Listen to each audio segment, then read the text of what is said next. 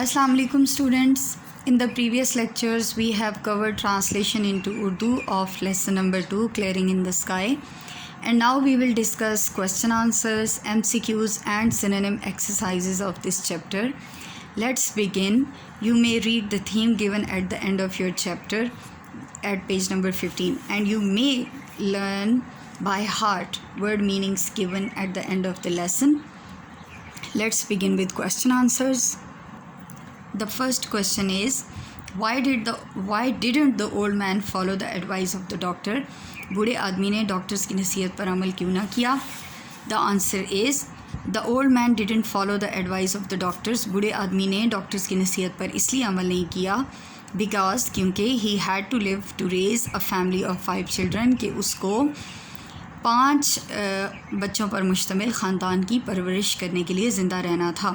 He had to work hard, और उससे सख्त मेहनत करना थी. Question number 2. What had the doctors told the old man? Doctors ने बूढ़े आदमी को कहा क्या था? The doctors told him, doctors ने उसे कहा था to go home, कि वो घर जाए, and to be with his family, और अपने ख़ानदान के साथ रहे, as long as he could, इतना लंबा अरसा जितना कि वो रह सकता है, मतलब कि उसके पास थोड़ा सा ही टाइम रह गया था. They told him, उन्होंने उसको कहा to work, कि वो काम करे, not to do anything, कुछ भी ना करे, but to live, लेकिन सिर्फ ज़िंदा रहे, and enjoy, और लुत्फ़अंदोज़ हो, the few days, उन थोड़े से दिनों से he had left with him, जो उसके पास रह गए थे. Question number 3. Where did the old man take his son? बूढ़ा आदमी अपने बेटे को कहाँ लेकर गया था? The old man took his son, बूढ़ा आदमी लेकर गया था अपने बेटे को on the top of the mountain, पहाड़ी के ऊपर, पहाड़ के ऊपर, where he had planted yams, tomatoes and potatoes in his secret garden, जहाँ पर उसने उगाए हुए थे कचालू, टमाटर और आलू अपने सीक्रेट मीन खुफिया, गार्डन भी आप लिख सकते हो और फॉर्म भी लिख सकते हो यहाँ पे, जो कि उसने at the top of mountain बनाया था. Question number 4. Had the son ever been there before? क्या बेटा पहले वहाँ कभी गया था? The answer is, with the exception of last 3 years, सिवाय पिछले 3 सालों के, the son had been there many times, बेटा वहाँ पर कई बार गया था. Question number 5. What were the names of the vegetables the old man Guru on his farm? उन सब्जियों के नाम क्या थे जो बूढ़े आदमी ने अपनी फार्म पर उगाई थी? The old man grew yams, tomatoes and potatoes on his farm. सब्जियों के वही नाम जो लास्ट क्वेश्चन में भी हमने डिस्कस किए हैं, कि उसने कचालू, टमाटर और आलू उगाए थे अपने फार्म पर. ही एजर्टेड, और उसने साथ में ये बयान भी किया था, दैट द वेजिटेबल्स ग्रोन, कि वो सब्जियां जो उगाई गई होती हैं ऑन न्यू लैंड, नई ज़मीन पर, यानी कि जो ज़मीन का कता ताज़ा साफ़ किया जाता है और पहली बार उस पर अगर कोई चीज़ उगाई जाती है, हैड बेटर फ्लेवर, तो उसका बाकी ज़मीन पर उगाई गई सब्जियों से ज़्यादा निस्बतन ज़्यादा अच्छा फ्लेवर होता है या जायका होता है. Question number 6. Why did the old man take the steep path? बूढ़े आदमी ने तिरछा रास्ता क्यों इख्तियार किया? Answer is, the old man took the steep path, बूढ़े आदमी ने तिरछा रास्ता इख्तियार किया बिकॉज, क्योंकि ही वांटेड टू शो, वो दिखाना चाहता था, his physical fitness to his son, कि वो अब सेहत में बेहतर हो गया है. अपने बेटे को वो ये बताना चाहता था या दिखाना चाहता था. It was a technique to जज हिज हेल्थ, और ये एक किस्म की टेक्निक थी ये जज करने के लिए कि उसकी सेहत अब बेहतर हो रही थी. Question number 7. Why did the son at the age of 6 cry? बेटा 6 साल की उम्र में जब था तो वो रोया क्यों था?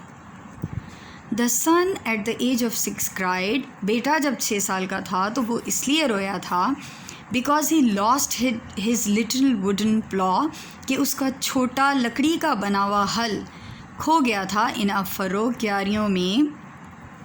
His father made him another plough, उसके बाप ने अगरचे उसके लिए एक और जो है हल बना दिया था, बट ही नेवर लव्ड, या लाइक्ड भी आप लिख सकते हो, उसने कभी भी दूसरे से उतना प्यार या उतना पसंद नहीं किया था उसको, द सेकेंड वन, दूसरे को, as he did the first one, जैसे कि उसको पहला पसंद था या उसको पहले से मोहब्बत थी. Question number 8. What were the feelings of the old man at the age of 70। जब बूढ़ा आदमी 70 साल का था तो उसके क्या ख्यालात या तासुरात या उसके एहसासात थे। फीलिंग्स का मतलब वैसे तो एहसासात है, लेकिन तासुरात और ख्यालात इसलिए क्योंकि वो बेटे के सामने एक्सप्रेस कर रहा था। The answer is at the age of 70, 70 साल की उम्र में the old man was satisfied, वो मुतमईन था, दैट ही हैड लिव्ड, कि वो ज़िंदगी लिव्ड द लाइफ, कि वो ज़िंदगी गुजार चुका है, लाइफ टाइम कह लें, ज़िंदगी का वो वक्त।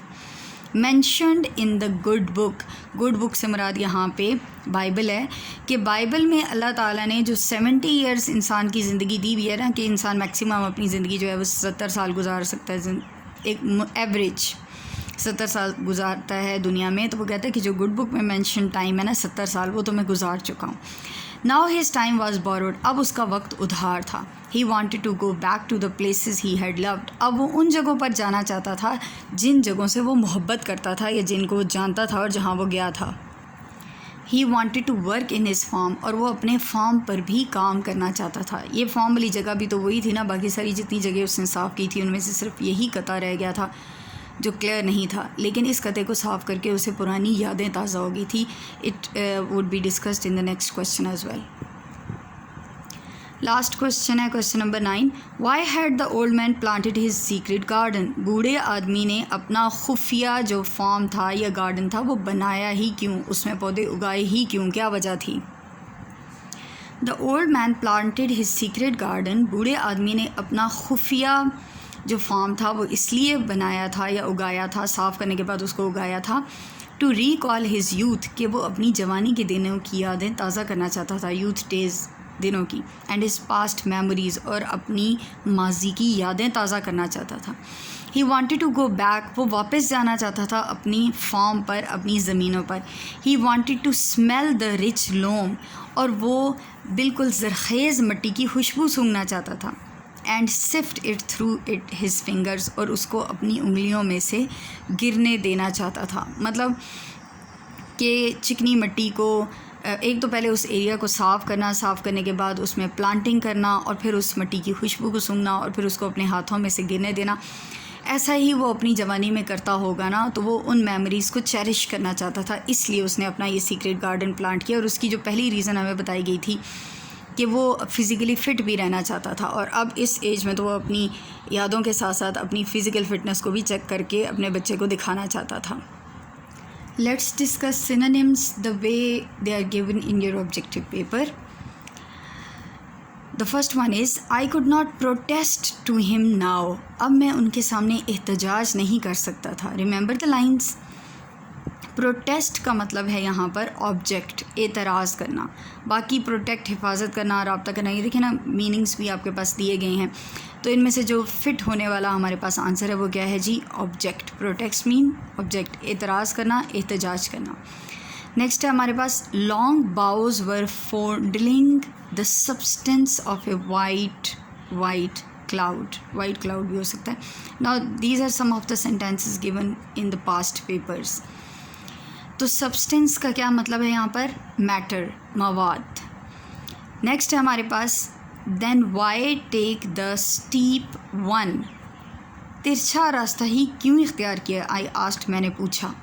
स्टीप मीन्स वर्टिकल, तिरछा, अमूदी।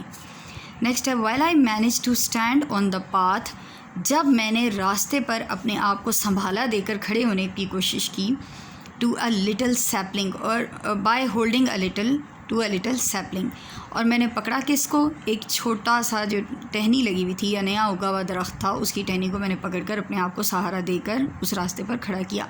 तो सैपलिंग मीन्स टहनी, यानी कि प्लांटलेट, यानी कि छोटा सा दरख्त जो कि अभी उगने वाला हो या उग रहा हो, बड़ा होने वाला और उग रहा।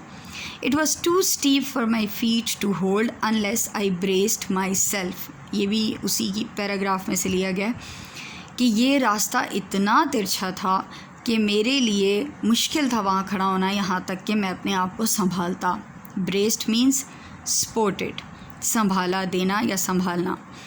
नेक्स्ट है हमारे पास माई क्यूरियोसिटी वॉज अराउज्ड, मेरा तजस्सुस बढ़ गया। क्यूरियोसिटी मीन्स दिलचस्पी या इंटरेस्ट। नेक्स्ट लाइन है I had to smell it, मुझे इसको सूंघना था, sift it through my fingers again, और उसको दोबारा अपनी उंगलियों में से गुजारना था। सिफ्ट का मीनिंग क्या है? फ़िल्टर, यानी कि अपनी उंगलियों के अंदर से गुजारना। नेक्स्ट है जी, स्ट्रे कैटल, आवारा जानवर, if they ever get out of the pasture, अगर वो कभी चरागाह में से बाहर निकलें। ही आंसर्ड, उन्होंने जवाब दिया, कोटली, मुख्तसरन तौर पर, या रफली भी इसका मीनिंग हमने पहले पढ़ा हुआ है। तो कोटली मीन्स यहाँ पर ब्रीफली। नेक्स्ट है हमारे पास question number sentence number 9। Look at the fertile land we have in the valley, देखो उस ज़रख़ेज़ ज़मीन की तरफ जो कि हमारे पास वादी में है। बेटा बाप की तरफ को इशारा करवा के बता रहा था ना कि आप इतनी ऊपर जो है वो ज़मीन का कता साफ़ करने आ गए हो, हमारे पास नीचे इतनी ज़्यादा ज़रख़ेज़ ज़मीन है, वो क्या करिए वहाँ। तो फर्टाइल मीन्स प्रोडक्टिव, ज़रख़ेज़ जहाँ पर गल्ला या अनाज बड़े अच्छे से उगता हो। नेक्स्ट है हमारे पास sentence, stray cattle if they ever get out of the pasture answered me curtly. उसी में से एक और सिनोनिम बनाया गया उसी पहले वाले सेंटेंस में से। स्ट्रे मीन आवारा, कि आवारा जानवर अगर वो कभी सब्ज़ाज़ार में से निकल आएँ तो स्ट्रे का मतलब क्या होगा?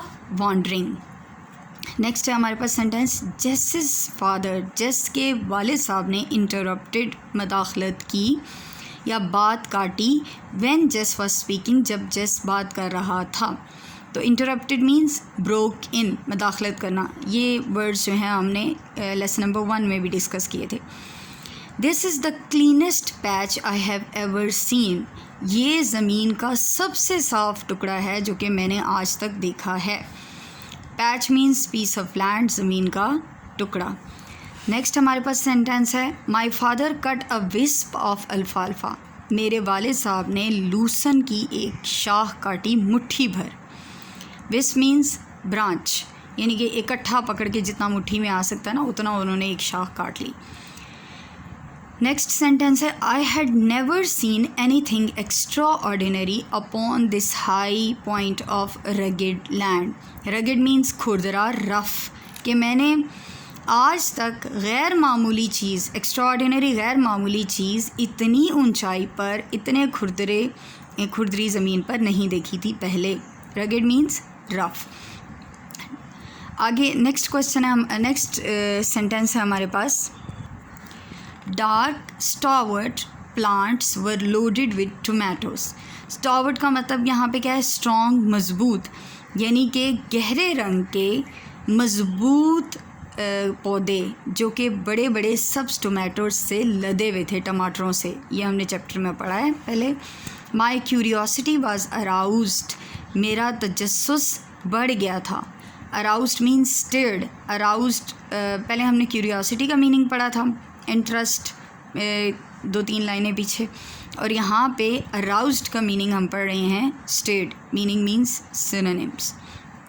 just lost his plow in a furrow. furrow means barrow, यानी कि यहाँ पे सिमरात क्यारी है। तो जस्ट जो है वो वहाँ पर जो क्यारी बनी हुई थी, या जो छोटी छोटी जो है वो पानी के लिए नालियाँ सी बनाई गई होती हैं पौधों के दरमियान से गुजरने वाली, वहाँ पर उसका वुडन प्लॉक हो गया था। he would do if he had to crawl, वो करते काम, जब वो इरादा कर लेते तो वो उस काम को ज़रूर करते अगरचे उनको रेंगना ही क्यों ना पड़ता। क्रॉल मीन क्रीप, रेंगना। Anything grown in this land has a better flavour, कोई भी चीज़ जो नई ज़मीन जब साफ़ की जाती है ना, तो उस ज़मीन पर कोई भी चीज़ जो नई उगाई जाती है तो उसका बेहतरीन जायका होता है। ये हमने चैप्टर में पढ़ा है। फ्लेवर मीन्स टेस्ट, जायका। I had seen many species of hard and soft wood trees. बेटा हैरान था ना कि वाले साहब क्या दिखाने जा रहे हैं, कि मैंने पहले जब मैंने ज़मीन हम लोगों ने साफ़ करना शुरू की थी तो मैंने अपनी ज़मीन में बहुत सारी चीज़ें देखी थी, नई जड़ी बूटियाँ देखनी थी, नए किस्म के जंगली फ्लावर्स देखे थे।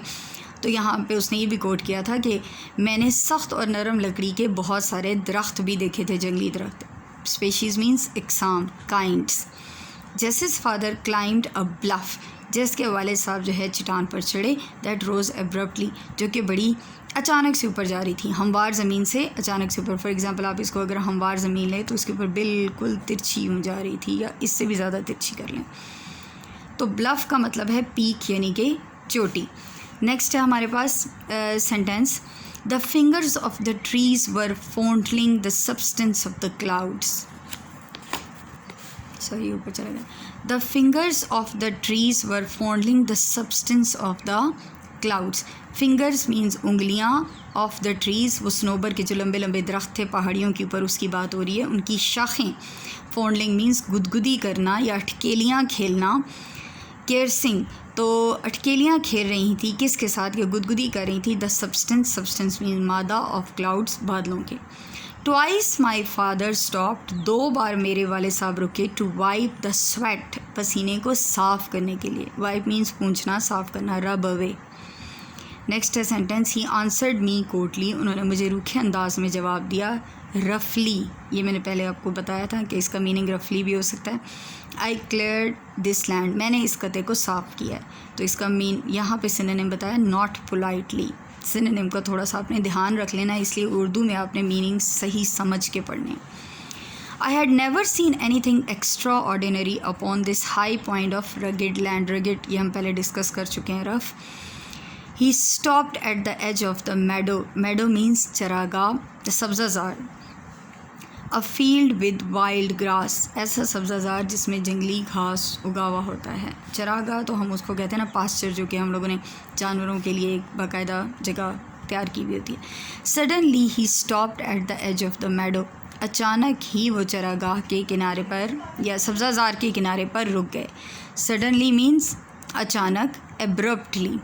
नेक्स्ट है, now of my 60 years and 10, अब मेरे, स्कोर कहते हैं 20 को, 20 का मीनिंग यहाँ पे क्लियर हो गया। तो अब पूरे सेंटेंस का मीनिंग क्या होगा कि 3 बार जब 20 होगा तो 60 साल, एंड 10 और 70 साल मुकम्मल हो जाएंगे। तो अब जबकि मैं 70 साल ज़िंदगी गुजार चुका हूँ, I have cheated death many times, मैंने मौत को कई बार धोखा दिया है। चीटेड मीन्स डिसीव्ड, धोखा दिया। तो वो कहते हैं ना, अगर डॉक्टर्स की मैं डॉक्टर्स हक पर मबनी है कि मेरे पास तो ज़िंदगी के बड़े थोड़े दिन रह गए हैं, और ये पिछले 40 साल में कई बार डॉक्टर्स ने मुझे कहा है कि मेरे पास ज़िंदगी में बड़े थोड़े दिन रह गए। तो अब जबकि मैं 70 साल गुजार चुका हूँ, तो इसका मतलब है कि मैं तो मौत को कई बार धोखा दे चुका हूँ। लास्ट हमारे पास है, his wife appeared with his supper in a wicker basket, कि उसकी बीवी केन के बनी हुई बास्केट के साथ आई, उसका खाना लेकर, उनका खाना लेकर। अच्छा, ये इस चैप्टर में से नहीं है, ये नेक्स्ट आने वाले चैप्टर में से है, तो यहाँ पर शायद गलती से प्रिंट हो गया। तो इस तरह से सिनोनिम्स जो हैं, जो मैंने डिस्कस कर लिए हैं, ये तो आपने देख लिए हैं, लेकिन जो आपकी अपनी रिकमेंडेड बुक्स हैं ना, उनमें से आपने मज़ीद सिनोनिम्स को चेक कर लेना है, क्योंकि पेपर में ये आते हैं and these are important. Let's discuss some MCQs। How far was the house of Jess from his father, कि जेस का अपने बाप के घर से कितना दूर घर था। 1/2 माइल, क्योंकि वो कह रहा था कि मैं 1/2 माइल का डिस्टेंस तय करके आया था अपनी माँ को बर्तनों की टोकरी देने के लिए।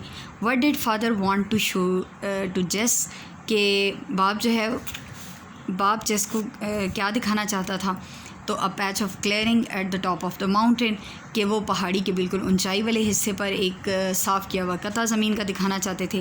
What was the weather condition when Jess went to see his father, जब जेस जो है अपने वाले साहब से मिलने के लिए आए, तो मौसम की कंडीशन क्या थी।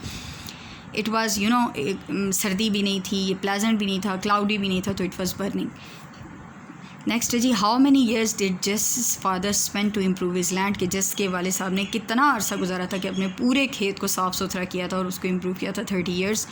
How many brothers did Jess have, he has a family of 5 children to raise, बताया था ना, तो 4 जेस को मिला के 5 हो गए। कि what did father of Jess cut with his pocket knife, he cut अल्फाल्फा, उन्होंने लूसन काटा था। कि which trees were grown on the mountain, mountain पर ट्रीज़ उगी भी कौन सी थी, पाइन्स थी, जिसके बारे में पैराग्राफ है कि they were fondling with the clouds, they were fondling with the reaching the blue depths of the sky.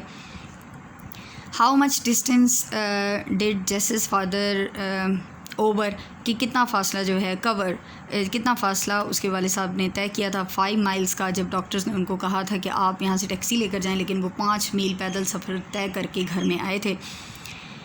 अपनी बीवी को उन्होंने बताया था कि डॉक्टर्स ने मुझे कहा था कि चलना नहीं है, लेकिन पहाड़ी भी पार करके आए थे। How many paths were there to reach to the hill top, कि पहाड़ी के बिल्कुल टॉप तक जाने के लिए कितने रास्ते जाते थे? सेवरल, बहुत सारे रास्ते जाते थे। कि what did justice father push down to cross the fence, the top wire, यानी कि वो जो उन्होंने बाड़ लगाई थी ना, उसके ऊपर से सबसे ऊपर वाली वायर को नीचे किया था उन्होंने, उसको फलांगने के लिए। Why did the old man make many paths to the clearing, के एक्सरसाइज के लिए भी नहीं, फ़न के लिए भी नहीं, पैसे के लिए भी नहीं, बल्कि टू टेस्ट हिज हेल्थ, अपनी हेल्थ को जज करने के लिए। What did cross their way, और उनके रास्ते में से बार बार उनके पास से कौन गुजर रहा था? स्क्विरल, फॉक्स स्क्विरल आप कह लें तो ज़्यादा बेहतर होगा। Last sentence on the previous page was what did his father smell, कि उसके फादर ने क्या सूंघा था? डर्ट, यानी कि वो चिकनी मिट्टी को सूंघा था उन्होंने। How much corn did his father justice father raise, कि जब उसके बाद वाले साहब ने पहली दफ़ा यहाँ पर गला उगाया था तो कितने बैरल उन्हें मिला था? 1 बैरल टू देयर शॉक, यानी कि उन्हें शौक लगा था कि 1 बैरल भी वो उगाने के काबिल हो गए हैं। कि with what justice father plot land, कि किस जानवर को इस्तेमाल करके उन्होंने लैंड प्लॉट किया था? म्यूल को इस्तेमाल करके। What was specially made for जेस बाय हिज फादर, कि उसके फादर ने क्या स्पेशल बनाया था जेस के लिए? अ वुडन प्लॉ, एक लकड़ी का जो है प्लॉ बनाया था। वेयर डिड जेस लूज हिज प्लॉ, और जेस ने जो है अपना प्लॉ खोया कहाँ था? इन अ फरो में। We end here students, thank you for watching, अल्लाह हाफिज़।